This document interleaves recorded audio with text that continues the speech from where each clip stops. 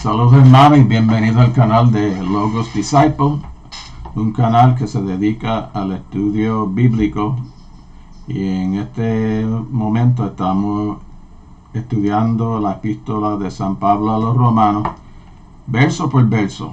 Es un proyecto que va bien largo, a largo plazo, va a tomar mucho tiempo, pero yo pienso que si ustedes siguen este curso completo van a aprender mucho y le va a abrir también el entendimiento para poder entender muchas cosas que están en el Nuevo Testamento. Van a comprender realmente qué es la salvación, cómo Dios salva y de qué nos salva.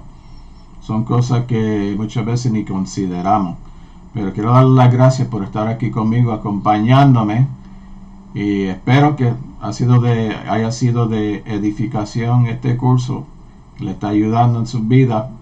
Y les comento que tengo otros proyectos en mente que próximamente voy a estar desarrollando, pero si están siguiendo este curso hasta el final, por favor, cuando termine el video, si le puede dar un like, se lo voy a agradecer.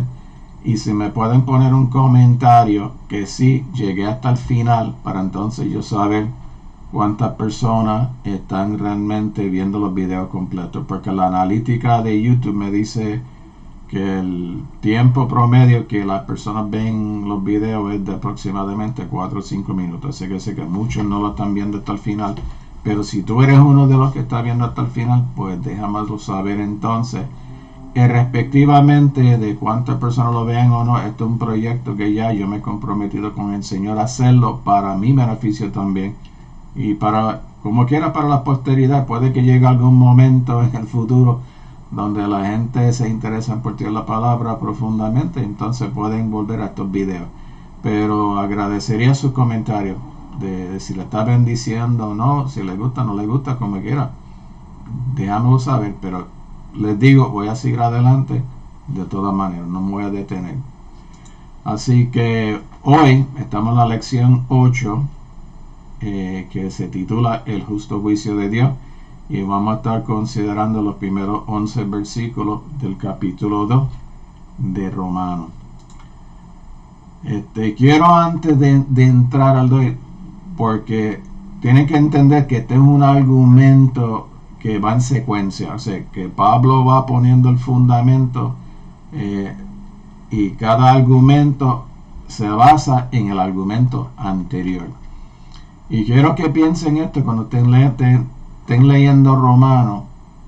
Piense en Pablo como un fiscal, donde los acusados somos nosotros, toda la humanidad, y entonces el caso que él lleva es probar que todos nosotros somos pecadores, que todos somos culpables ante Dios. Vengo de esa perspectiva, porque realmente la palabra que él usa, la fraseología que él usa en Romanos, es como si realmente fuera un fiscal llevando un caso. Así que miremoslo así. Así que vamos a entrar a la clase, pero si vemos la lección de hoy y comienza en el capítulo 2, miren lo que pasa aquí. Él dice, vamos a leer el primer versículo. Por lo cual eres inexcusable, hombre, quien quiera que sea tú que juzgas, pues en lo que juzgas a otro te condenas a ti mismo, porque tú que juzgas haces lo mismo. Pero cuando leemos por lo cual, quiere decir que lo que él va a exponer ahora depende de lo que él haya expuesto anteriormente. Y vamos a leer los últimos versículos del capítulo 1, que ya lo hemos comentado, pero para encajar los dos argumentos vamos a leer entonces del 28. Y dice: como ellos no aprobaron tener en cuenta a Dios, Dios los entregó a una mente reprobada. Y vimos la lección pasada que ese versículo, Dios los entregó, ocurre 3 veces en la introducción de este evangelio, de esta epístola, para hacer cosas que no convienen, estando atestados de toda injusticia, fornicación, perversidad, avaricia, maldad, lleno de envidia, homicidio, contienda, engaño y malignidades, murmuradores, detractores, aborrecedores de Dios, injuriosos, soberbios, altivos, inventores de males, desobedientes a los padres, necios, desleales, sin afecto natural, implacables, sin misericordia. Y aquí es donde viene la sentencia. Quienes, habiendo entendido el juicio de Dios, que es justo, que los que practican tales cosas son dignos de muerte, no solo la hacen, sino que también se complacen con los que las hacen. Y cuando vemos toda esta cosa que le mencioné, injusticia, fornicación, perversidad, avaricia, él está hablando, él en otras cartas, si tú vas a la carta a los Gálatas, la epístola a los Gálatas, él habla en el capítulo 5 de los frutos de la carne, y muchos de estos coinciden con el fruto de la carne. Y si vas a 2 Timoteo, ahora mismo no recuerdo de memoria cuál es el capítulo, pero donde él habla del carácter de los hombres en los últimos días, vas a ver mucho de estas descripciones también aplicando a la persona en nuestro tiempo actual que estamos viviendo. Así que entonces, habiendo dicho esto, vamos entonces y tengo que hacer el cambio aquí, disculpen. Vamos entonces a el primer slide y vamos a leer los primeros 4 versículos entonces. Los primeros 4 versículos entonces del capítulo: por lo cual eres inexcusable, hombre, quien quiera que seas tú que juzgas, pues en lo que juzgas a otro te condenas a ti mismo, porque tú que juzgas haces lo mismo. Mas sabemos que el juicio de Dios contra los que practican tales cosas es según verdad. Y piensas esto, oh hombre, tú que juzgas a los que tal hacen y haces lo mismo, que tú escaparás del juicio de Dios, o menosprecia la riqueza de su benignidad, paciencia y longanimidad, ignorando que su benignidad te guía al arrepentimiento. Wow, esto es algo serio, ¿verdad? Vamos a ver entonces. Esto es como un bosquejo dentro de este capítulo de lo que es el justo juicio de Dios, ¿verdad? El juicio de Dios está de acuerdo con nuestros patrones, lo que estamos diciendo ahora mismo, 2.1.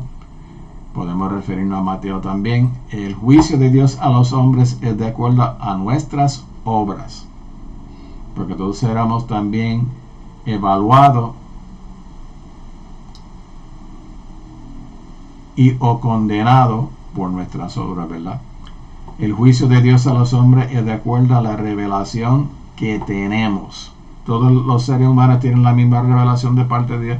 No. Pero vimos en el capítulo 1 que sí hay una revelación inicial que todos los seres humanos tienen a través de la naturaleza, a través de la creación.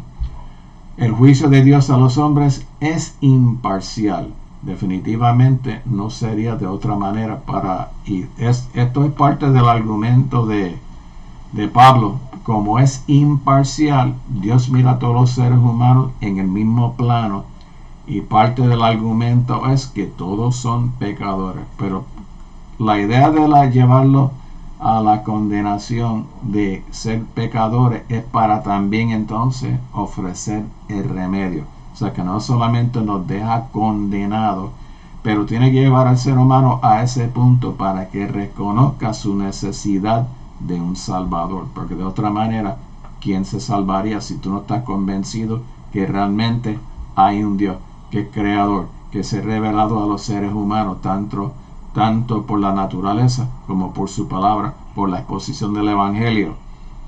El juicio de Dios no se debe confundir con su misericordia.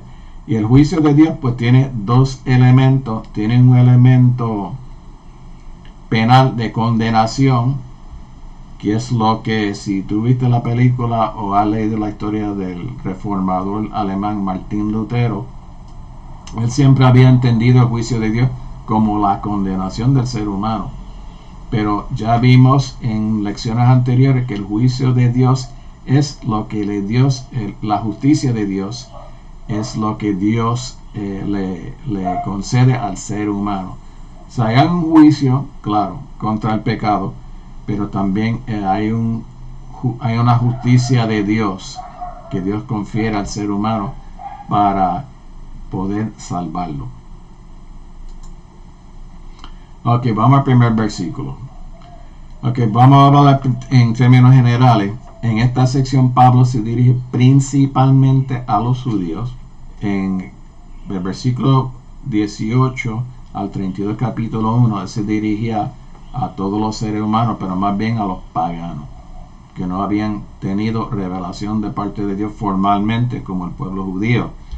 Pero en esta sección se dirige principalmente a los judíos, aunque aplica a cualquier persona que se considera moralmente superior, porque habían personas, aún en los tiempos de Roma y de Grecia, había muchos filósofos y muchos escritores, muchas personas que querían entender el ser humano y querían buscar cómo crear una mejor sociedad, y escribían muchas cosas parecidos a lo que decía Pablo, lo único que no ofrecían el medio, el poder para transformar a los seres humanos. Eso es bien interesante. Si lees a República de Platón, él habla de que los seres humanos se portan mal por falta de conocimiento, pero ya Pablo ha desbaratado en el primer capítulo ese argumento.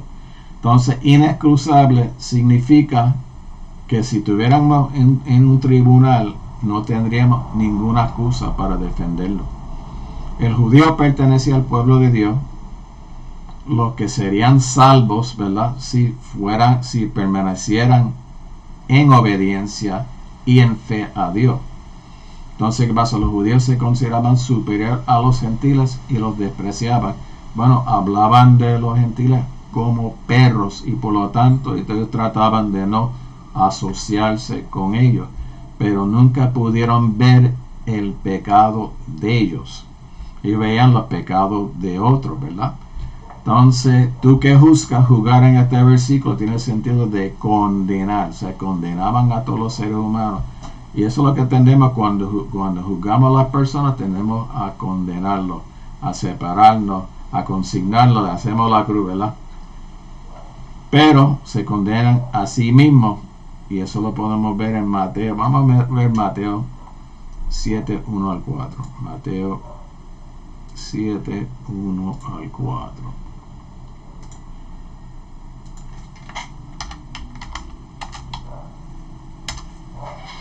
No juzguéis para que no seáis juzgados. Porque con el juicio con que juzgáis seréis juzgados, y con la medida que medís os será medido. ¿Y por qué miras la paja que está en el ojo de tu hermano y no echas de ver la viga que está en tu propio ojo? ¿O cómo dirás a tu hermano, déjame sacar la paja de tu ojo y aquí la viga en el ojo tuyo? Hipócrita, saca primero la viga de tu propio ojo y entonces verás bien para sacar la paja del ojo de tu hermano. No deis lo santo a los perros, ni echéis vuestras perlas delante de los cerdos, no sea que las pisoteen y se vuelvan y os pedacen. Yo creo que más claro no canta el gallo, ¿verdad? Es bien fácil uno juzgar, y lo malo es que tendemos a juzgar por las primeras impresiones, por lo primero que vemos de una persona, tendemos como a juzgarlo y lo despachamos con facilidad. Pero no vemos y se nos hace difícil ver nuestras faltas.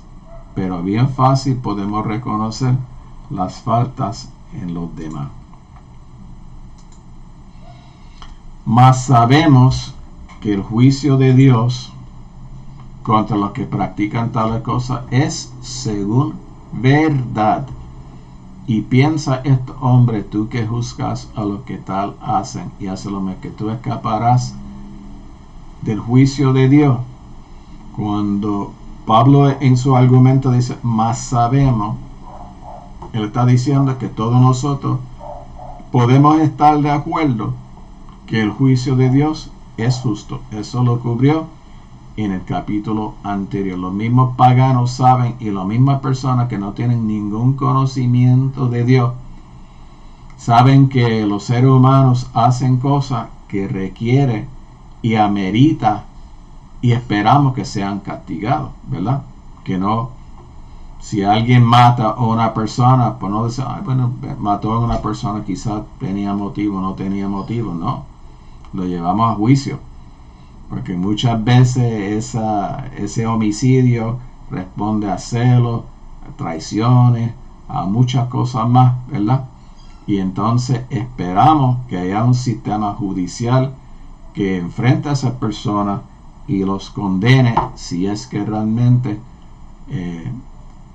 son culpables de lo que ya han hecho. Pues nosotros también esperamos que Dios, en su santidad, Dios que quiere lo mejor para el ser humano también, esperamos también Él juzgue a las personas que hagan daño a los demás. Entonces, cuando estamos hablando aquí del juicio de Dios, aquí se refiere más bien al castigo escatológico. Y cuando decimos escatológico, nos estamos refiriendo a lo que ha de suceder en los tiempos finales. Escatología trata de los últimos tiempos, ¿verdad? Cuando Jesús regresa con sus ángeles y reúne a las personas y los lleve algunos a juicio y a condenación y otros a gloria, ¿verdad? Entonces el juicio de Dios se basa en verdad, o sea que está basado en hecho, no en dime direte, porque Dios, que conoce nuestras vidas mejor que nosotros mismos, conoce nuestros pensamientos, conoce todo lo que hay dentro, lo más profundo del corazón, donde nadie puede ver, basa su juicio en la verdad, en hecho. Entonces Él es imparcial y no hace distinción entre ricos y pobres, o reyes o personas comunes, ¿verdad? Y si tú quieres ver un ejemplo de eso, si tú vas a, no sé, estoy hablando ahora mismo de encima de la cabeza, cuando el rey David pecó, mandó a matar al esposo de Betsabé para quedarse con ella, ¿verdad? Había pasado un tiempo, ella estaba encinta, el niño nació, pero vino el profeta, ¿verdad? Y lo confrontó con una parábola donde él mismo se condenó. Leen esa historia, no tengo la cita ahora mismo.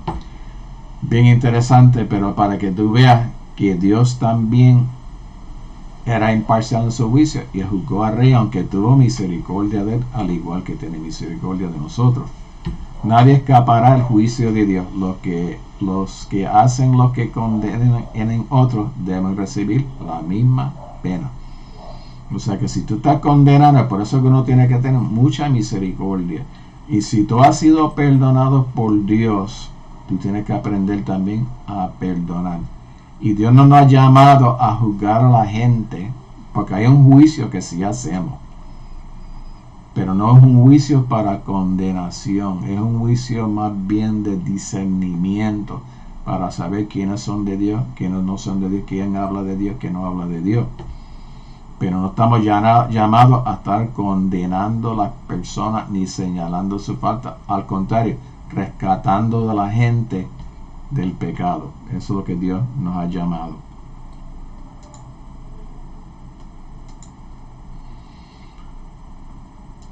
O menosprecian las riquezas de su benignidad, paciencia y longanimidad, ignorando que su benignidad te guía al arrepentimiento. Riquezas habla de abundancia inagotable, o sea que la misericordia de Dios es inagotable. Él tiene misericordia desde que hizo el ser humano hasta que se acaba el mundo, y más allá del mundo tiene misericordia, o sea que es fuente de todo bien. Su benignidad, paciencia, longanimidad, ¿verdad? La bondad de Dios se refiere a su disposición a hacer el bien, su benignidad.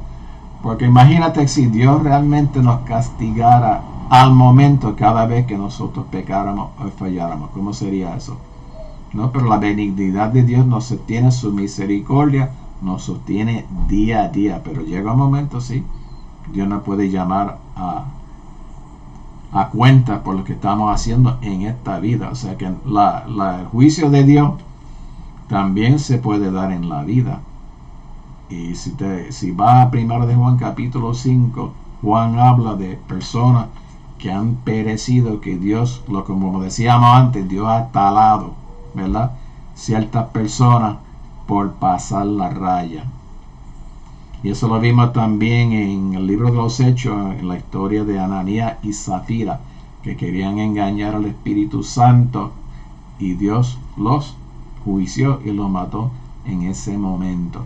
Paciencia traduce un término que significa interrumpir, tregua, armisticio. Dios ha suspendido su castigo al pecador, pero el mismo queda pendiente. O sea, lo que le dije anteriormente, Dios está viendo el pecado del ser humano, pero Dios no desea condenar al ser humano. Dios quiere salvar al ser humano.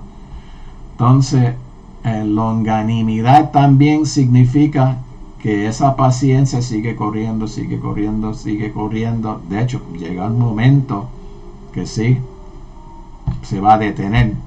La palabra dice que Dios no va a contender con el ser humano para siempre, ¿no?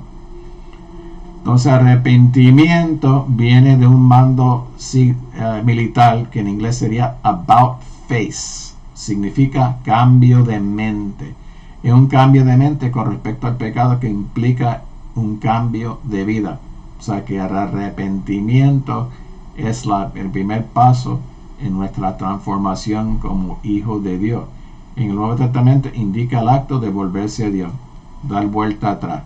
En otras palabras, en nuestra vida estamos caminando en el pecado de espaldas a Dios, pero el arrepentimiento entonces es cuando damos la vuelta y empezamos a mirar a Jesús de cara. Entonces hay algunos versículos aquí que hablan de que Dios realmente no quiere castigar al ser humano. Y mira, esto es bien importante. Primero, Isaías 28:21. Porque Jehová se levantará como en el monte Perasim, como en el valle de Gabaón, se enojará para hacer su obra, su extraña obra, y para hacer su operación, su extraña operación. ¿Qué es lo que está diciendo ahí Isaías? Que realmente Dios, como Dios es amor, pero también es fuego consumidor, sus atributos están en balance. Pero Dios realmente hizo al ser humano para bendecirlo, no para castigarlo. Por eso se refiere a ese castigo, a ese juicio contra sus hijos como su extraña obra. Jeremías 44:4-5. Y envié a vosotros todos mis siervos los profetas de temprano y sin cesar para decirnos: no hagáis esta cosa abominable que yo aborrezco. Pero no oyeron ni inclinaron su oído para convertirse de su maldad. En otras palabras, Dios ha usado todos los medios a su disposición todo el tiempo, 24/7, para llamar la atención al ser humano, para decirle que va por el mal camino en espera de que se convierta de su maldad. Ezequiel 18:32.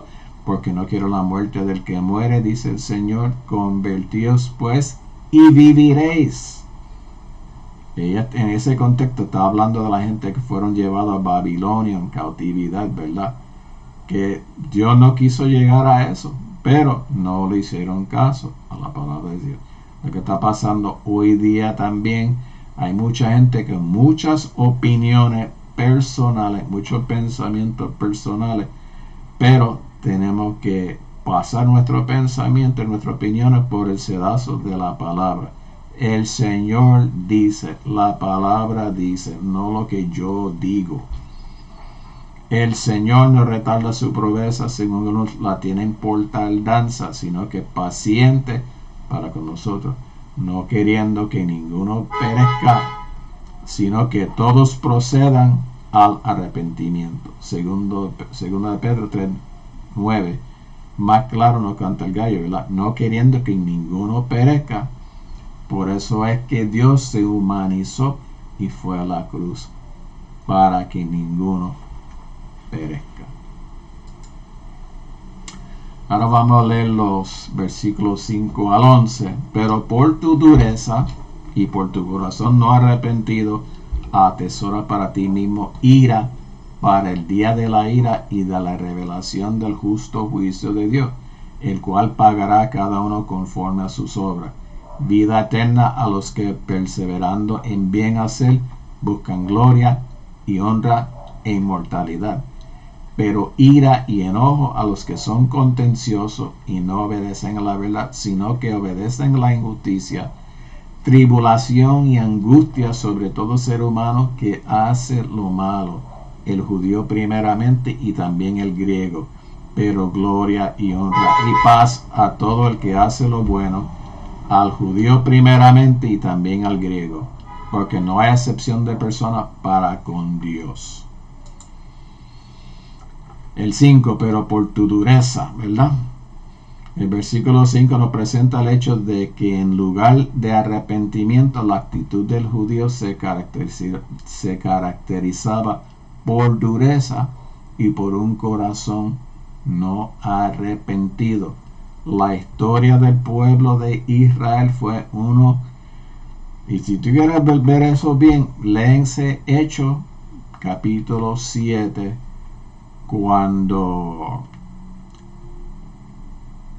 matan al primer mártir en la Biblia, que es Esteban, que era un diácono griego, como él hace una defensa, una historia a los líderes judíos que lo estaban condenando de cómo ellos habían rechazado a lo largo de su historia a la palabra de Dios y todo lo que Dios enviaba, y que eran hipócritas porque mataban a los profetas, pero luego le hacían las tumbas bien adornadas, ¿verdad? Como recordatorio, pero eso era una hipocresía. Entonces, dureza traduce un término que se usa aquí en sentido metafórico para referirse a la obstinación, la terquedad, cabeciduro, duro de cerviz, como diría en el Éxodo.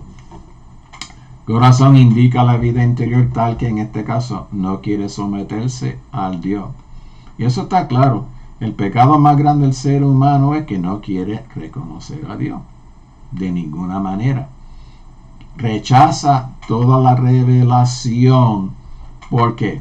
Pues como dice Juan en el capítulo 3, vino la luz al mundo, pero los hombres amaron más a las tinieblas que a la luz. Movido por estas actitudes, el judío está acumulando sobre sí mismo ira, y ya hablamos de cómo la ira de Dios se está revelando desde el cielo contra toda impiedad de los hombres, ¿verdad? Que tratan de detener la verdad de Dios. Y eso es un tema que, otra razón por lo cual quería que estudiáramos esta epístola, es que Pablo en el Nuevo Testamento, aparte de Jesús, es el que más habla de la ira de Dios. O sea que va a llegar un momento realmente cuando Dios va a emitir juicio contra el mundo que lo ha rechazado, que lo ha pisoteado, ¿verdad? Aquí Pablo se refiere a la revelación del justo juicio de Dios en lugar de la ira, pero es evidente que las precisiones son equivalentes, ¿verdad? Pero hoy día no se habla de castigo, no se habla de infierno, no se habla de ira, lo único se habla de amor. Sí, Dios es amor, pero tenemos que predicar al otro lado de la moneda, es también fuego consumidor. Él se dice el cual pagará a cada uno conforme a sus obras. Vida eterna a los que perseverando en bien hacer buscan gloria y honra e inmortalidad. Pero ira y enojo a los que son contenciosos y no obedecen a la verdad, sino que obedecen a la injusticia. Al decir cada uno, está enfatizando la responsabilidad individual. La salvación no es individual, es personal, pero trata a cada uno de nosotros como individuo. Conforme a sus obras, no significa que la salvación es por obras. Al contrario, las obras reflejan realmente lo que creemos. Si decimos que creemos a Dios, y eso es una de las cosas que vimos en lecciones anteriores aquí en Romanos, que Pablo siempre vincula creer con obedecer. Por lo tanto, mis obras tienen que reflejar lo que yo creo en mi corazón. Si yo creo que Cristo es mi Salvador y yo soy un siervo de Dios, mis obras van a reflejar eso. Si vamos a Efesios 2:8-9, vamos a ir un momentito. Efesios 2:8-9.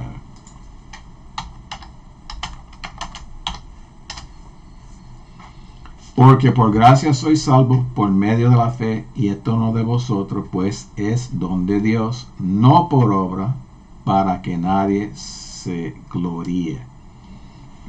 Es la salvación por gracia. Es por gracia la salvación. Pero las obras son consecuencia de esa salvación, son un reflejo de que realmente yo estoy viviendo en la gracia de Dios, ¿verdad? La palabra perseverancia presupone una confianza en Dios más allá de los esfuerzos propios y de las mismas circunstancias. Quiere decir, una actitud de determinación en la cual yo estoy confiado en Dios y no estoy dependiendo de mi habilidad, de mi esfuerzo carnal, sino de la misma gracia de Dios, del cuidado de Dios, de la compañía de Dios. Confiado y amparándome en las promesas de Dios, que todo lo que Él ha dicho es verdad, concerniente a mi vida, concerniente al futuro. Gloria, honra e incorrupción son dones escatológicos, pero quiere decir, como él dice en la carta a la epístola a los Colosenses, que pongamos nuestra mirada en las cosas de arriba, ¿verdad? La gloria, la honra y la incorrupción solamente se obtendrán después del juicio final, ¿verdad? Cuando estemos ya en la gloria de Dios. Pero son cosas a las cuales tú tienes que dedicar y poner tu mirada desde ahora aquí abajo. Por eso no podemos quitar nuestra mirada a nuestro Señor Jesucristo. Tenemos que buscar esas cosas y dejar todo lo demás, todo lo que puede ser peso de pecado, para poder obtener esas cosas. Entonces dice, ira y enojo a los que son contenciosos y no obedecen a la verdad, sino que obedecen la justicia. Contenciosos son los que se rebelan, los que detienen la justicia de Dios, como vimos en 1:18. En este pasaje, aparentemente, enojo e ira son sinónimos, y el segundo término sirve para reforzar y subrayar la idea del primero. Lo que podemos esperar realmente, si estamos rechazando la misericordia, la paciencia, la benignidad de Dios, es que enojo e ira, porque el precio de esa gracia que Dios nos está ofreciendo es la sangre de su Hijo amado, no es cualquier cosa.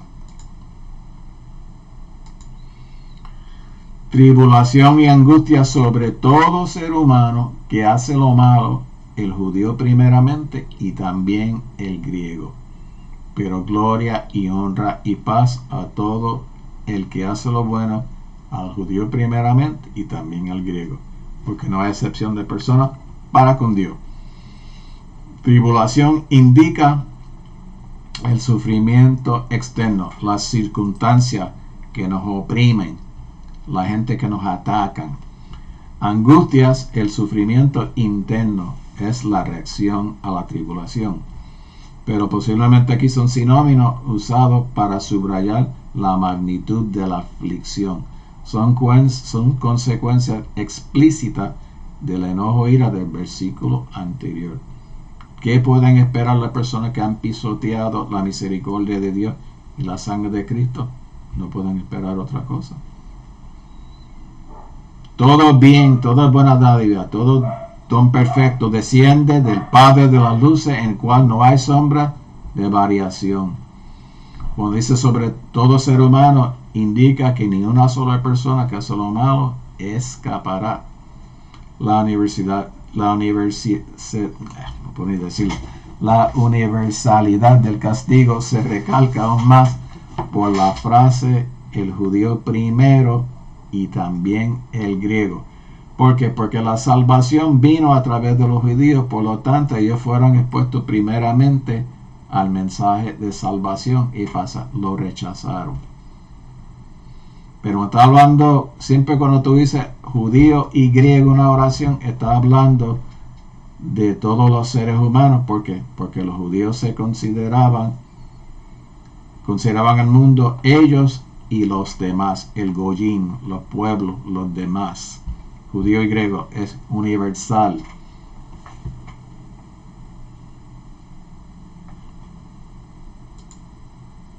Entonces el apóstol habla de gloria, honra y paz para cada uno que hace el bien. Los términos se refieren a la bendición de la salvación, especialmente en su aspecto escatológico. Hay una medida, claro, de gloria de Dios que podemos experimentar. Hay honra y podemos vivir en la paz del Señor, ¿verdad? Pero es parcial, no es completo. Cuando estemos ya en la presencia de Dios, todas esas cosas serán sin medida. Al igual que no hay tiempo, todas las bendiciones de Dios serán sin medida. Pero eso hablemos que esto aplica más bien al aspecto escatólico, o sea, después del juicio final. Jesús insistía en que un mayor conocimiento implicaba una mayor responsabilidad en el juicio. Vamos a ver a Lucas 12:48.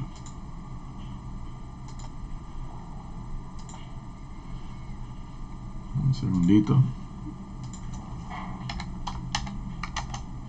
12:48. Dice: mas el que sin conocerla hizo cosas dignas de azote, será azotado poco, porque a todo aquel a quien se ha dado mucho, mucho se le demandará, y al que mucho se le haya confiado, más se le pedirá. En otras palabras, si lo aplicamos a los judíos, pues ellos tuvieron conocimiento del Señor, tienen una historia completa, tienen la Torá, tienen los profetas, tienen los libros históricos, tienen toda esa revelación de parte de Dios que los hace a ellos inexcusables. Por lo tanto, mayor responsabilidad significa mayor juicio. Por lo tanto, la prioridad de los judíos en el juicio es lógica. Tienen prioridad en la salvación y prioridad en el juicio. Entonces, en el versículo 11, el apóstol hace explícito lo que ha venido diciendo, y se repetirá: habrá imparcialidad en el juicio. Dios no mira a las personas como lo miramos hoy, que queremos clasificar las personas por género, por etnia, por raza, por política. Todas esas divisiones Dios no las hace. Ve a todos los seres humanos iguales, y por lo tanto su juicio siempre es imparcial. Y así llegamos a estos versículos del 1 al 12 en el capítulo 2. Yo espero que haya sido de bendición, y les pido encarecidamente, escuchen lo que les voy a decir. Para que este canal pueda llegar a otros, si realmente es bendición para ti, dale like. Si me puede hacer algún comentario, mejor todavía. Si le pueden dar un share, lo pueden compartir en Facebook para que otros lo vean. También, si se pueden suscribir, también todo esto ayuda a que cuando las personas hagan una búsqueda, esto salga en los primeros lugares. Así que les doy las gracias por haber estado conmigo, pero su comentario, y espero que me acompañen en la próxima lección. Dios les bendiga mucho y gracias por tomar este tiempo para estar conmigo.